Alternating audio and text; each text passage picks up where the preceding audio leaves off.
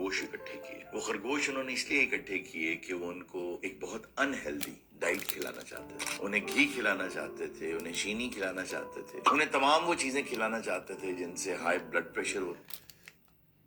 ये मैं रिकॉर्ड कर रहा हूँ 20वीं सदी आज के आखिर 13 में ओहायो स्टेट यूनिवर्सिटी ने कुछ खरगोश इकट्ठे किए। वो खरगोश उन्होंने इसलिए इकट्ठे किए कि वो उनको एक बहुत अनहेल्दी डाइट खिलाना चाहते थे। उन्हें घी खिलाना चाहते थे, उन्हें चीनी खिलाना चाहते थे, उन्हें तमाम वो चीजें खिलाना चाहते थे जिनसे हाई ब्लड प्रेशर होता है, शुगर हो जाती है, ज़ियाबितस जिसे कहते हैं, डायबिटीज, और उसके साथ साथ कॉरोनरी हार्ट डिजीजेस होती है। उनको बीमार करना चाहते थे। उन्हें बीमार क्यों करना चाहते थे? क्योंकि वो ये रिसर्च करना चाहते थे कि किन दवाओं से हम इंसानों की इन बीमार थी। तो इससे साइंसदानों को ये पता चला, डॉक्टर्स को ये राज पता चला कि जो काइंडनेस है, जो इखलाक है, वो एक हम रैबिट्स बीमार हो गए, जो कि उन्हें हो जाना चाहिए था ऐसी खुराक खा के, लेकिन एक बंच फिर भी ऐसा रह गया जो बीमार नहीं हुआ। और इस बार एक नया वाह सुभान अल्लाह। कि जो पहले बंच बीमार नहीं हुआ था, उस पर जो मेडिकल स्टूडेंट जिसकी ड्यूटी थी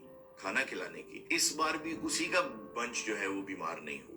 उन्होंने इनसे पूछा और फिर तीसरी बार वो रिसर्च की और उस पे ख्याल रखा कि ये क्या ऐसा मुख्तलिफ करती हैं कि वो बीमार नहीं होते। 60% उन पर ये चीजें कम असर करती हैं। तो उन्होंने ये देखा कि बाकी जितने साइंसदान थे वो जाके खुराक रख के वापस लौट आते थे और रैबिट खा खू लेते थे, लेकिन जो ये थी, ये खास तौर पे पहले जाती थी, उन्हें प्यार करती थी, उनसे बातें करती थी, उन्हें सीने से लगाती थी, फिर उन्हें अपने हाथ से खाना खिलाती थी, दोबारा उनके साथ वक्त गुजारती थी, क्या कहने, खेलती थी, प्यार करती थी और फिर लौटती थी। तो इससे साइंसदानों को ये पता चला, डॉक्टर्स को ये राज पता चला कि जो काइंडनेस है, जो इखलाक है, वो एक ऐसी दवा है जिससे इंसान बीमार नहीं होते। लेकिन साइंस का आपको पता बहुत ब्रूटल होती है, वो इस तरह की बातें बहुत मुश्किल से मानता है। फिर उन्होंने किया ये कि पूरी दुनिया में वो जगह ढूंढे जहाँ के लोग सबसे ज्यादा काइंड है और वहाँ के लोगों की सेहत देखें। फिर उन्हें एक जजीरा मिला जिसका नाम ओकिनावा है, वो जापान में। वहाँ के जो लोग हैं वो आपस में जुड़े रहते हैं, वो बार बार कोई ऐसे त्योहार करते हैं जिनमें वो बार बार इकट्ठे हो जाते हैं, और उनकी कुछ ऐसी रसूमात हैं जिनमें वो जुड़ के रहते हैं। नाराज हो जाएं फौरी माफ कर देते हैं, एक दूसरे को सीने से बहुत लगाते हैं, एक दूसरे को बहुत प्यार करते हैं, बहुत मोहब्बत के साथ जुड़े हुए रहते हैं। ओकिनावा पर जब रिसर्च की गई तो उसका नतीजा ये होना चाहिए था कि वो लोग तंदुरुस्त रहते। तो